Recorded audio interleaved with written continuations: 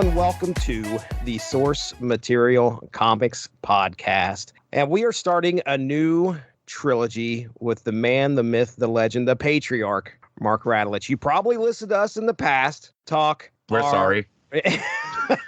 we had a trilogy of books that we looked at. It was a thematic through string where were all like gritty crime noir comics. Well, this time, Mark Radulich and I are going to be talking about some comics that are intertwined with one of our favorite passions, and that's metal music.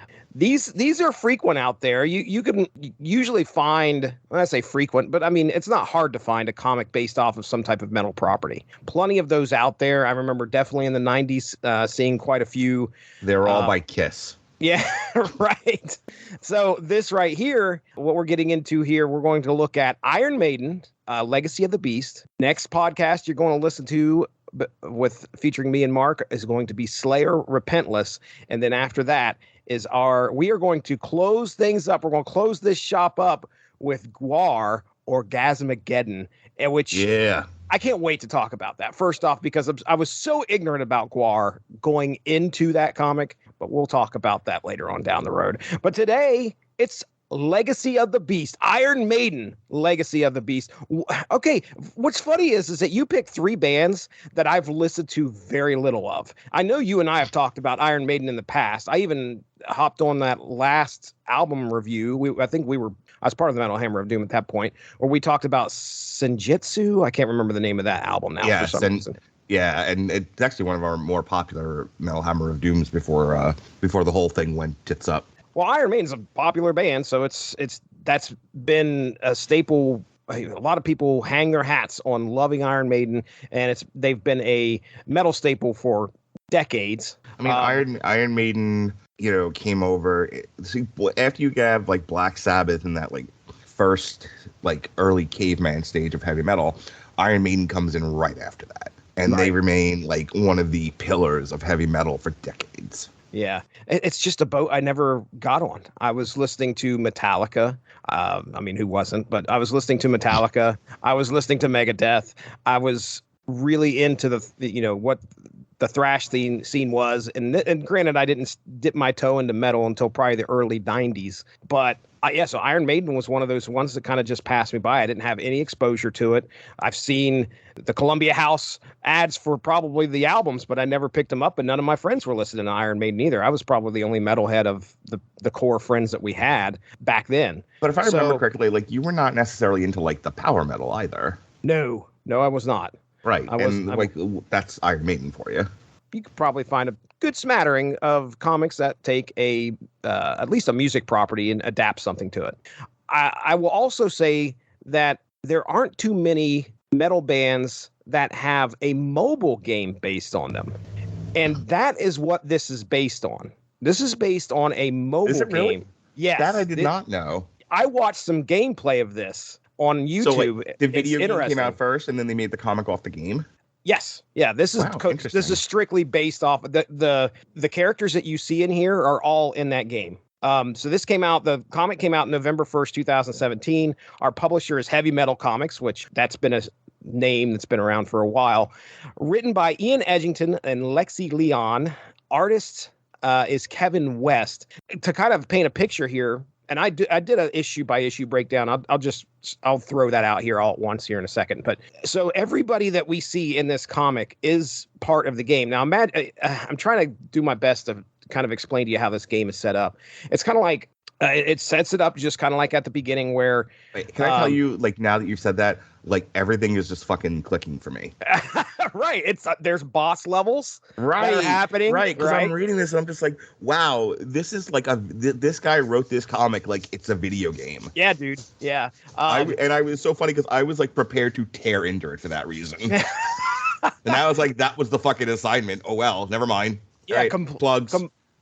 Completely based off of this game. You got to think about how tough that is to be like, okay, I've got Eddie and we've got to make a video game off of Eddie. Well, what are we going to do? So this is the plot they kind of came up with, which is kind of, it's out there. I was going to say, it's like, we have Eddie. What do we do with him? I don't know. Something along the lines of Streets of Rage meets Dante's Inferno.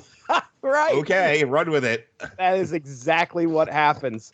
they essentially give Eddie a mission. He's been chained up to this tree forever and a day, and the clairvoyant, I think is her name, she shows up, takes Eddie off there, and is like, okay, look, you are the indomitable embodiment of human will. Okay, so you and your kids play video games. You know what she is, right? She's the fucking NPC that follows you around. Be like, you need to go here to get your health. You need to go here to get this. You need to go here on this fetch quest. You need to go this. You need to do that. That's what she's the Microsoft paperclip of this fucking comic. Dude, that's exactly what she is in the game. She's the one that brings you off of there. And she's with you from the very beginning, and she's telling you, okay, in order to get experience, you could do this. Okay, now we can take this person and we can do that, and then she helps fight along the way. Now in the comic, she doesn't really help fight until the very end, but during the actual video game, she makes the noble sacrifice. Right. So yeah, each level in the comic, you're building your way up to the boss fight, and that very first boss is the very first boss we see in this comic. That he pretty much kills pretty quickly, ripping out the heart of what it is. But let me go ahead. Let me do the synopsis first, and then we'll get into some of the things, some of my notes here and your notes. So like I said, Lexi Leon with the story, Ian Edgington with the script, Kevin West on pencils, Jason Gorder on inks, Raul Manriquez and Emmanuel Ordaz on colors, and Jacob Bascal on letters. So in issue 1, we meet the clairvoyant who rescues Eddie being chained to a tree. She explains that Eddie is the embodiment of free will, the unseen catalyst present during many turning points in history. However, the Beast, humanity's greatest adversary, has shattered Eddie's soul into pieces, using it to fuel his own servants. Now she looks to guide Eddie to reclaim the shards of his spirit and defeat the Beast and those that serve him.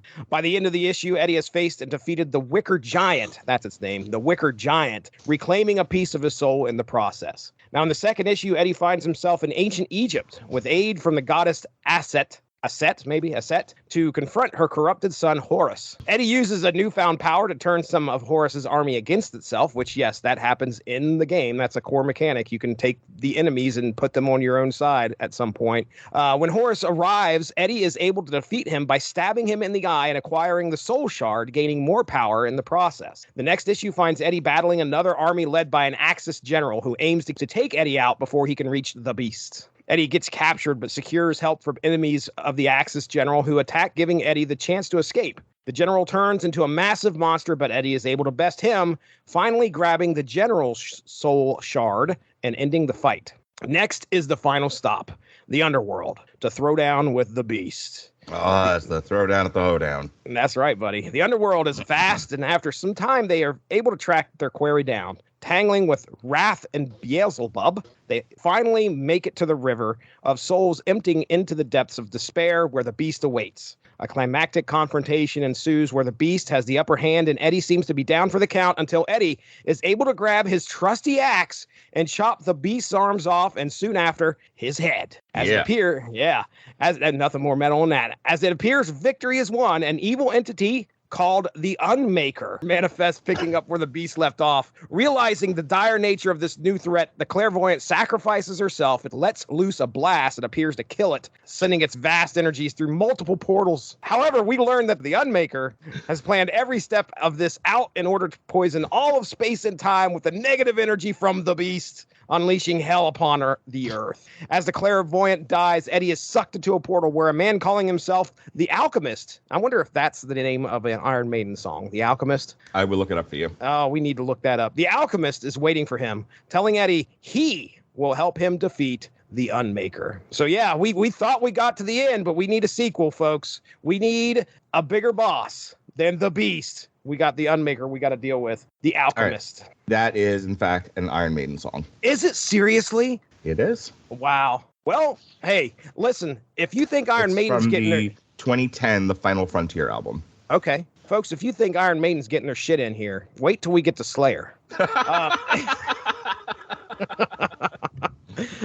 Tune in next time. All right, so there you go, Mark. That's our big, that's our 4-issue story right there. All right, Mark, tell me what you thought of the comic, man. I know we kind of talked a little bit about it at the beginning. You obviously now got a new lens to look at this through, considering it was perspective. There you go. What are your thoughts? It was a very enjoyable adventure tale with essentially fucking Groot as your hero, because Eddie doesn't talk.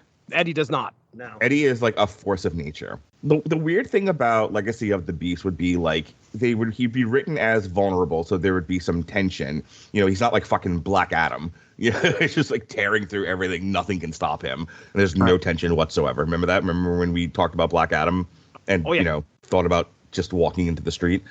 You know, so like the first few pages or the first few moments of an encounter with any boss or whatever, any bad guy, he's having a rough go of it. And then for no reason whatsoever, it's almost like the Hulk. Eddie just like, I've had all, he's like Popeye, I've had all I can stand and I can't stand no more. And then suddenly he beats the thing.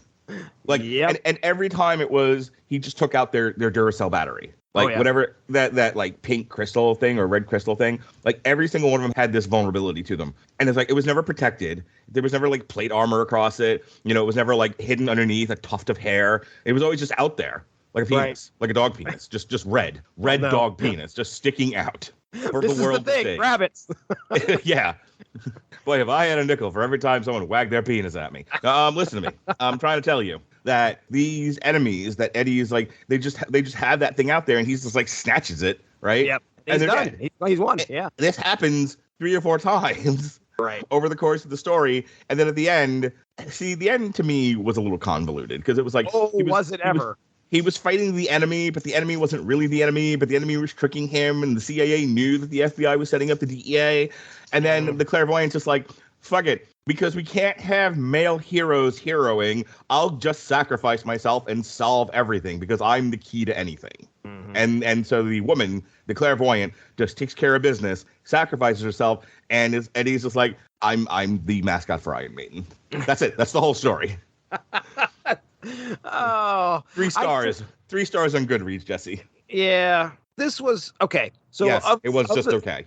Well, yeah, that's exactly what I was just going to say. This was very meh to me. I mean, they could have done a lot worse. We see a lot worse later on down the line. We'll talk about that here in a few. But this was okay. I've got to take somebody that an iconic image, and I got to build a story around it. Okay, he looks like a zombie. Why does he look like a zombie? Well, they really don't get into that, but it's interesting that they're like, okay, this thing is like this embodiment of the human spirit. And I thought, well, that's okay. All right. I could see like elements of Iron Maiden's. The embodiment of the human spirit is a mute brute. Well, I mean, that is an interesting take on the human spirit. Yeah, I don't know. I think there's a lot to be said about why they chose that. The human spirit is a weapon of choice. So my notes here. You already talked about Eddie. Of course, does not speak. He just grunts, snarls, and laughs. That's all Eddie does. I am Groots throughout the whole book. At one point, he's on the moon, and it's pretty funny because they kind of start this issue out. He's on the moon with the clairvoyant, and he's playing a guitar in which he then creates his own image. And the clairvoyant actually has to like explain, hey, just by the way, I know the physics don't work like this, but I'm making it happen. I'm like, okay, all right. Well, I guess that's pretty metal. So here's what I'm going to tell you, because I think it was either Black Adam or something else where we talked about comics. They're the same kind of conversation I've had with Alexis about television shows. Like some stuff, it's just okay to consume, but there's not much to talk about. And you and I go into these things blind. Like you and I talked in the past, just because of our years of doing the Metal Hammer of Doom together. Hey, why don't we do some metal-related comics? Also, we keep saying, like, let's do some stuff on here that isn't Marvel and DC superhero shit. Let's, there's so many different kinds of comic books out there. Let's use this platform to kind of explore a little bit of that. So we put together, I happen to have the Legacy of the Beast book on my shelf, and then, we found 2 more that were easy to come by, and that was that. And what I'm saying is, like, we didn't know how good or bad it was going to be. It like I said, it was a fun read, and you could see that the writing team on this was having fun with it, with lines like that, breaking the fourth wall. It's like, it's not Deadpool or anything like that, but the occasional wink and nod to the reader, it's fun. The problem is, like, this is one of those really shallow adventure comics to where after kind of giving your opinion, there's not much else to talk about. No, I'm not. This isn't a heady experience where I'm like, oh my goodness, can you believe? This isn't fucking Kingdom Come. Right, dude. This is a team that made a game, and they were like, okay, well, hey, we just told a story. and I told a story through the game. Now we're going to kind of adapt that story and maybe give you a little bit more in the comic. You know what kills me is I remember back in video game week. Remember, we were reviewing Ready Player One, so everything had to be about video games because I used to fucking take this shit seriously. So remember we reviewed Injustice, right? Oh yeah. 'Cause Injustice was essentially a Mortal Kombat game with DC superhero and villains. Yeah, that's right. And they had to construct a whole cockamamie story out of the ether to give you a reason to play this game and have these characters fighting each other. And they had to invent a reason out of whole cloth for why Catwoman could stand up in a fight against Superman. Right. And not be punched to the moon. If you'll go back and listen to that podcast, like there's a really great example of just because you're making a video game and then a comic from said video game doesn't mean it has to be flat and shallow and lacking in any kind of, deep thematic meaning. Injustice was awesome. Yeah. Like there was that whole debate over, should Superman have killed Joker or not? And we talked about like mental health. Like you and I were all over the place on that Injustice comic. Nothing like that. There's nothing like that here in Legacy of the Beast. No. Tom Taylor's the one that did the Injustice comic, and he's gone places. He's currently, or at least he was on DC's Deceased, which was a really, I read, I think, the first story of that, and it's really good. You're right. Tom Taylor knows how to weave a tale about a video game and make it matter. Right. This right here is just like, okay, we've got the video game. Let's just tell the story, take elements from the video game, throw it in here, and let's see how we get. Fine.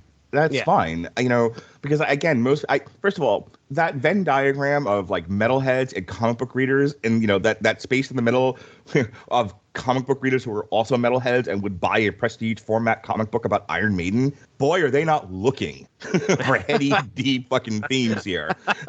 I'm sure they were pleased as punch to watch, to read 5 issues of Eddie just fighting goons. And it gets brutal too, which is great. I like to see some of the stuff that Eddie does to some of these. Before he rips the penis off. Yeah, rips that red penis right out of there. Now it does. He's throwing axes into people's foreheads. Yeah. I mean, it does get pretty violent, which I'm fine with. I'm assuming anybody who's an Iron Maiden fan probably is not going to have too much of a problem with it either. It's simple, and there's nothing inherently wrong with simple. Well, let me ask you a question then. So, if you were let's say you were an Iron Maiden fan, saw this Iron Maiden comic on the rack. I did. Grabbed it, bought it. And then realized... that is what happened. Okay. All right. And then realized this is based on a video game. Would you be more inclined to maybe give the video game a try? I had 2 or 3 people last night telling me that I should play Hogwarts Legacy. Okay. Oh boy. We had people over last night for booze and games and various sundries. And and 2 or 3 of these motherfuckers was like, you should totally play Hogwarts Legacy. I'm like, people, I have shit to do. I have a job. I have children. I'm social. I have a hobby that takes up more time than it should. This probably didn't sway you one way or the other, did it? No, not even a little. All right. That's fair. All right. The only other couple notes that I had here, and we get out of here.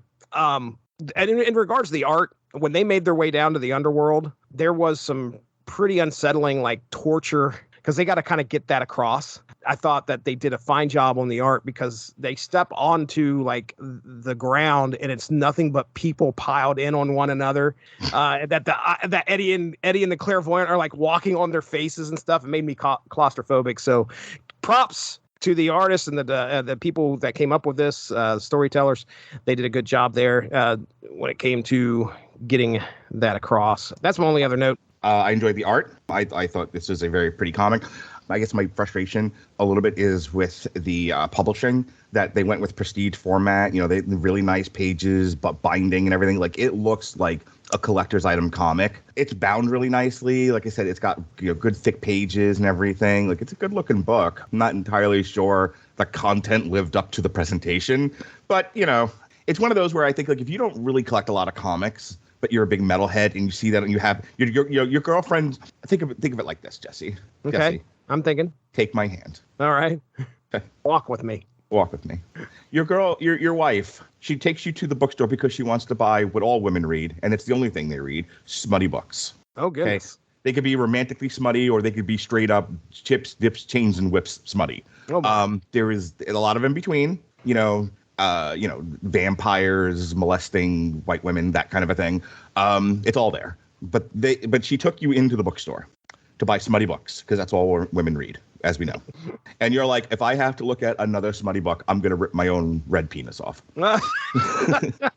So she was like, go get a Starbucks. I'll be with you momentarily. And you're like, thank fucking God. Let me me get so the far? hell out of here. Yeah. Oh, yeah. I've been there. And as you're walking to the Starbucks to think about your life choices, you happen to see the 2 or 3 shelves of trade paperbacks. Okay. And you're like, huh, I remember when I was a man once. I was. And I remember liking comic books. Let me go see what's here. Let's see what's new in the world of comics. And you're flipping and you're flipping. You're like, holy shit, an Iron Maiden book? I like Iron Maiden. And you're flipping through. I'm like, this is pretty cool. You know what? In addition to the smutty books that my wife is going to buy, I'm going to buy this too. Well, at the time that you read it, you're not let down that you bought it. No, not at all. You got it. You got it. It's something that entertains you for a little bit. And you got to kind of read about an adventure of the Iron Maiden mascot, Eddie. That's right. All right, let's get the hell out of here. That was Iron Maiden, Legacy of the Beast. Mark Radulich, why don't you tell everybody about where it is from? Yes, actually show it right now.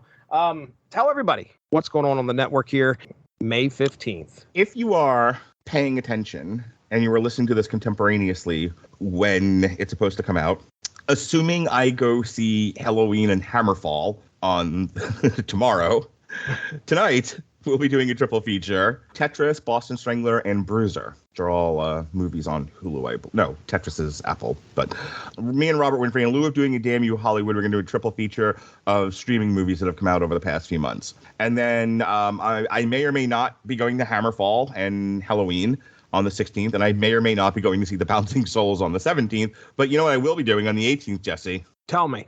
Hanging in the Treme. Oh, that's right. Yeah, that's right. Watching people sashay. Oh, goodness. While we proceed from the corner to the deuce. Ah, that's right. That'll be Thursday, the 18th of May, in the year of our Lord, 2023. Yep. So I did put this on the calendar then. Yeah, you did. Look at me go. Whew, yep. Boy. And the next one and the one after that, it looks like. Look at me. I'm a scheduling machine. Yeah. Yeah, folks, check out the Source Material Comics podcast. We've got shows like this one here. Hopefully that didn't turn you off too much. But you can check out our previous discussions where Mark and I had a trilogy talking, like Mark said, 3 kind of crime noir books. We had Bad Weekend, Slots, and The Fourth Man. So check those out. You can also check out my 90s-centric comic podcast that we do on here called the Unspoken Issues Podcast, where it's myself and some guys that are associated with the UnspokenDecade.com get together and talk about 90s comics. You should be able to hear one in regards to G.I. Joe Extreme. Do you know much about that property? You'd probably know a lot about G.I. Joe, but do you know about G.I. Joe Extreme? Well, if you haven't, you should be able to find that in the archive. Let's get out of here. Mark Radulich has left the building to go use the restroom. I'm Jesse Starcher. We'll talk to you soon. Have a good one. Bye-bye. Thanks for joining us. All of this would not be possible without W2Mnet.com, so make sure to seek them out for more podcasts. If you enjoyed what you heard today, please feel free to share, and we look forward to entertaining you again soon.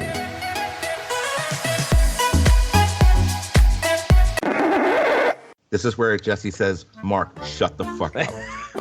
To confront her corrupted son, Horace, Eddie uses a new... Hello. Hello, Horace. Hello.